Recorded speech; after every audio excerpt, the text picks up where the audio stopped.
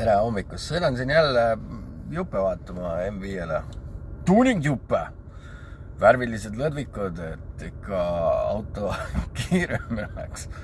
Aga leian ennast siin jälle SQ7 roolis ja ma nagu mõtlen, et mulle isegi mingil määral meeldib istuda linnamaasturi roolis.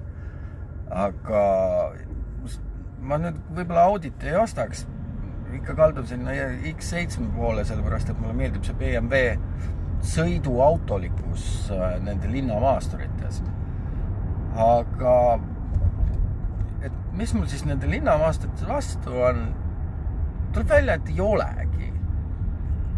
Et pigem on asi selles, et ma ei kujuta ennast ette, et ma viin ennast punkti, et ma ostaks endale linnamaasturi. Mul ei ole ju seda vaja ja mul ei ole praktilist kasutust, ta ei ole nagu lõbus ega fun ja mul ei ole lapsi ja mul ei ole paati ja mul on 100 asja, eks ju.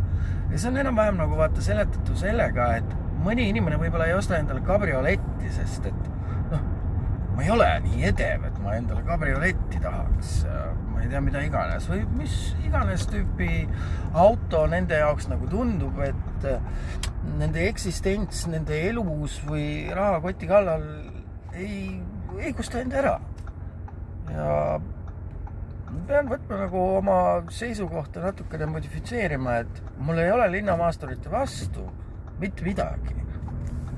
Aga ma ei suuda endale ära õigustada